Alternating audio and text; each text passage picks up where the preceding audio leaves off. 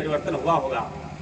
हमको तो भाई बड़ा रोमांच हुआ, आप सभी को भी हुआ, मैं भावुक भी हुआ, आप सभी हुए होंगे।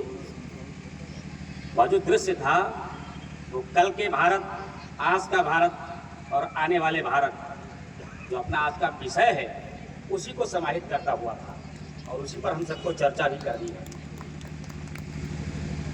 एक बार सबसे पहले हम सभी जयकारा लगाएंगे, बोलो भारत माता की। हम सभी राम को मानते हैं, राम का एक रूप है निर्बल के राम और एक रूप है जिनमें बल भरा पड़ा हुआ है ऐसे राम। तो जो यह धरती है ये बल वाले राम की अर्थात बलरामपुर है। तो उस प्रकार का सिंहनाद हम सभी करें कि हमारे आसपास हिंदू शक्ति को भी सूचना जाए और आतताइयों को भी सूचना जाए कि कोई कार्यक्रम हो रहा है। बोलो भारत माता की, छत्रपति शिवाजी महाराज की, महाराणा प्रताप की, गुरु गोविंद सिंह जी महाराज की, महारानी लक्ष्मीबाई की, पूज्य संतों की, जय श्री राम, जय जय श्री राम। हिंदू सम्मेलन इस मंच पर विराजमान प्रातः स्मरणीय हम सभी के आराध्य पूज्य महाराज जी, बलरामपुर जनपद जिनकी देख रेख में चलता है ऐसे महाराजा बलरामपुर जी, आदरणीय बहन जी, राष्ट्रीय स्वयंसेवक संघ के हमारे तमाम वरिष्ठ पदाधिकारी, विश्व हिंदू परिषद के तमाम वरिष्ठ पदाधिकारी, आदरणीय सौम्य जी, प्रवीण जी भाई साहब, रमेश पाहवा जी, डॉक्टर जेपी पांडे जी, श्याम मनोहर जी, प्रदीप सिंह जी, जितेंद्र जी, भीप के जिला अध्यक्ष रामकृष्ण जी उर्फ लड्डू सिंह जी, विभाग मंत्री सुबीर जी, बजरंग दल के प्रांत के सुरक्षा प्रमुख बलराम बाबू जी, भीप के प्रांतीय पदाधिकारी आलोक जी, और मेरी बड़ी छोटी शरीर है, इतने लोगों का स्मरण रख पाना मेरे लिए संभव नहीं है। यहाँ पर तो तमाम श्रेष्ठ विद्वान बैठे हैं, हमारे डिग्री कॉलेज के सभी गुरुजन, सभी प्रोफेसर्स, इस बलरामपुर जनपद के श्रेष्ठ महानुभाव, सामने बैठे समस्त राम भक्त हिंदू भाइयों, माताओं एवं बहनों, और जहां तक कोई आवाज जा रही है, श्रम बस, संकोच बस, भय बस, किसी कारण बस यहाँ नहीं आ सके हैं, ऐसे मेरी आवाज सुन रहे समस्त राम भक्त हिंदू भाइयों, माताओं एवं बहनों। साथियों, अभी हम सभी ने कार्यक्रम देखा, सांस्कृतिक कार्यक्रम हुआ, 3 चरण थे उसमें। एक यह था कि हमारा भारत कैसा था, हमारे भारत के लोग कैसे थे। एक यह दिखा कि भारत में अगर भारत का नौजवान सोया तो उसका परिणाम क्या हुआ, भारत का हिंदू समाज सोया तो उसका परिणाम क्या हुआ। और दूसरा यह था, एक संकेत था, एक चुनौती थी कि हमको कैसा भारत बनाना। इन सभी तीनों बातों पर विचार करने के लिए ही हम सभी आए हैं। हम सबको यह विदित है कि यह हिंदू सम्मेलन पूरे देश में आयोजित हो रहा है। आज एक श्रेष्ठ वक्ता का हम सबको मार्गदर्शन मिलना था, उनके स्थान पर भाई साहब के आदेश से मुझे खड़ा कर दिया गया है। उनकी कमी हम जैसे सामान्य बुद्धि के लोग नहीं भर सकते, लेकिन कुछ बातों को आपके सामने रखने का प्रयास मैं करता हूं। राष्ट्रीय स्वयं सेवक संघ के स्थापना के 100 वर्ष पूरे हुए। दुनिया में शायद ही कोई ऐसा संगठन हो जो 100 वर्ष के बाद नीचे जाने के बाद बजाय ऊपर जा रहा हो, श्रेष्ठ हो रहा हो, यशस्वी हो रहा हो।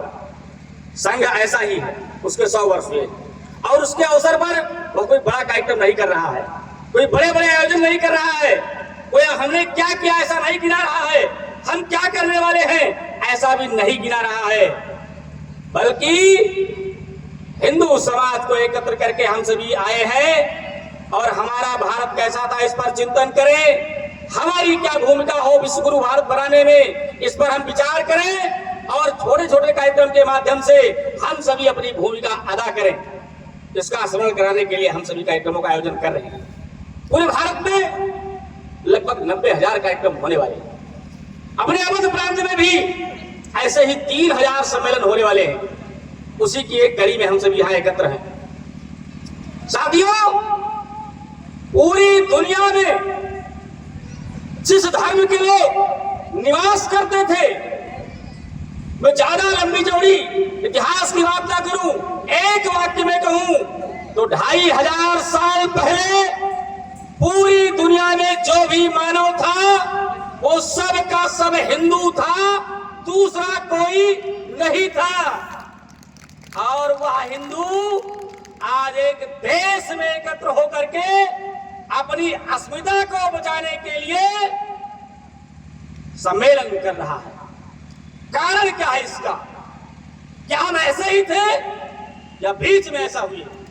इस पर हम विचार करें तो हम पाते हैं कि ऐसे हम नहीं थे। पूरी दुनिया में हिंदू साम्राज्य था, तलवार के बल पर नहीं, मार काट के दम पर नहीं। हम ज्ञान में श्रेष्ठ थे, हम विश्व गुरु थे, हमको किसी से भय नहीं था। हम तो प्रेम की भाषा के द्वारा, ज्ञान की भाषा के द्वारा संपूर्ण दुनिया में व्याप्त थे। और जब तक हम संपूर्ण दुनिया में व्याप्त थे, सामर्थ्यशाली थे, तब तक दुनिया में समस्याएं नहीं थी।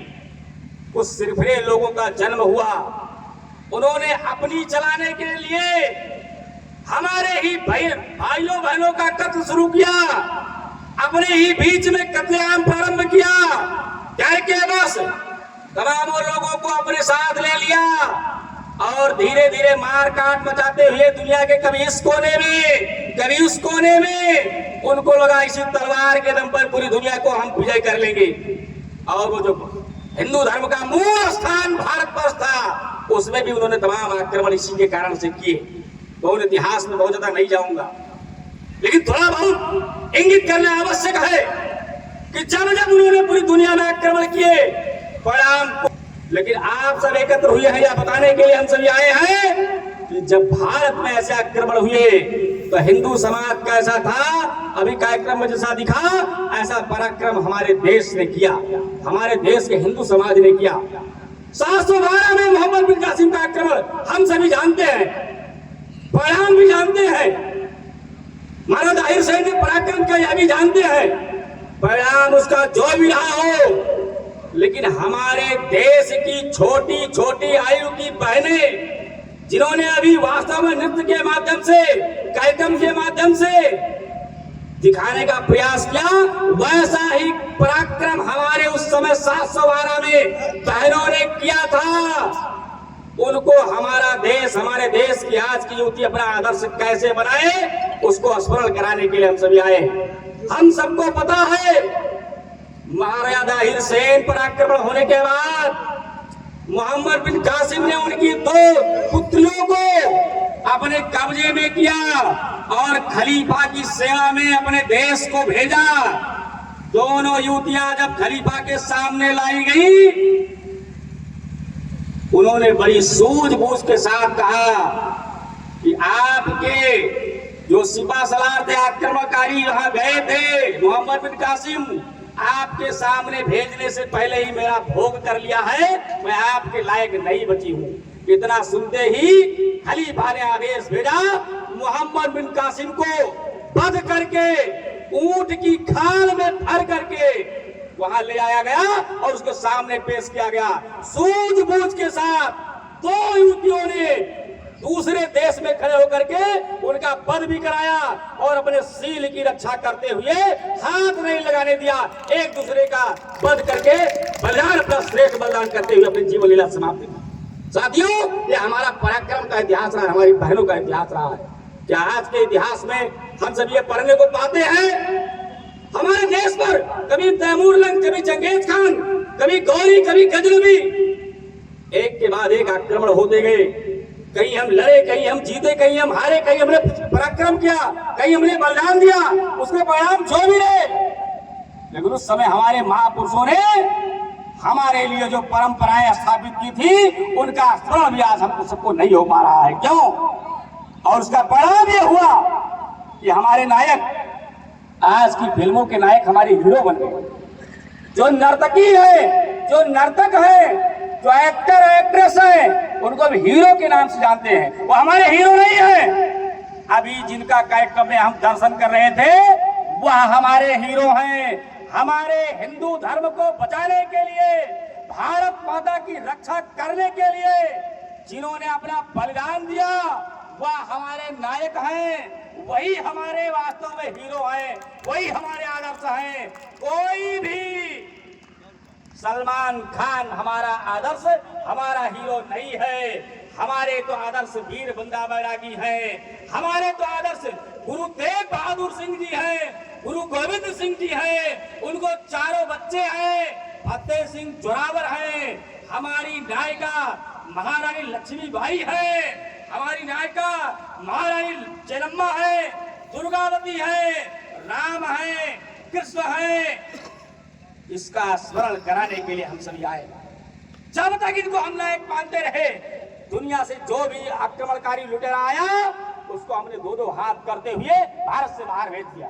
कोई लूटने आया, कोई धर्म को समाप्त करने आया, सपने सबके अधूरे रहे। और देश के किसी न किसी कोने पर उनको हम उनकी भाषा में जवाब देते हैं। आप सबको पता है आक्रमण का एक लंबा इतिहास रहा। इस्लामिक आक्रमण के बाद कभी फ्रांसीसी आए, कभी डच आए, कभी पुर्तगाली आए, कभी अंग्रेज आए। उनसे भी हमने दो दो हाथ किए। उनमें से एक आध के उदाहरण आप जानते ही है, मैं बता देता हूं। अभी आप देख रहे थे एक हमारी बहन के द्वारा तलवार का प्रदर्शन किया जा रहा था। तलवार वो सामान्य थी, लड़की भी वो छोटी सी थी। उसको देख करके हमारे मन में रोमांच आया। अब जरा विचार करिए, हमारा देश का इतिहास कैसा रहा होगा, हमारे देश की वास्तविक नायिकाएं कैसी रही होगी। इसी समय अंग्रेजों ने कहा था कि या तो अपने राज्य को हमारे हवाले करो और या तो युद्ध के लिए तैयार करो। हमारे देश का युवक, हमारे देश का पुरुष वर्ग भी एक बार जब डरा होगा तो हमारे इसी देश की हमारी बहन ने शंखनाद किया। उसका अमर वाक्य था, मैं अपनी झांसी नहीं दूंगी। ये अमर वाक्य था।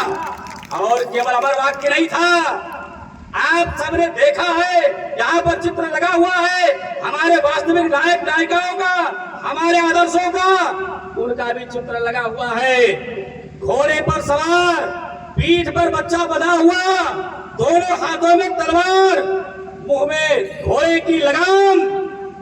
और किसी कवि ने लिखा है कि सिंहासन हिल उठे राजवंशों ने भ्रुकुटी तारी थी, बूढ़े भारत में आई थी, फिर से नई जवानी थी, बुंदेले हर बोलों के मुंह हमने सुनी कहानी थी, खूब लड़ी मर्दानी वो तो झांसी वाली रानी थी। इस प्रकार से उस समय के आक्रमणकारियों के दांत खट्टे किए क्यों? अचानक नहीं किए, अचानक से ऐसा नहीं हुआ। उस समय के हमारे लोगों की तैयारी कैसी थी? नाना के संग पढ़ती थी वो, नाना के संग खेली थी, और बर्छी, ढाल, कृपाण, कटारी उसकी यही सहेली थी। वीर शिवाजी की गाथाएं उसको याद जुबानी थी। तब हम कहते हैं बुंदेले हर बोलों के मुंह हमने सुनी कहानी थी। इस प्रकार की नायिकाएं, इस प्रकार की वीरांगनाएं पूरे देश में फिर से खड़ी हों और किसी भी आतताई की आंख उठाने की हमारी बहन बेटियों पर हिम्मत ना पड़े। लब जिहाद का सामना करने वाला जो हाथ हमारी बहनों पर पड़े, अगले क्षण वो शरीर में ना रहे। लब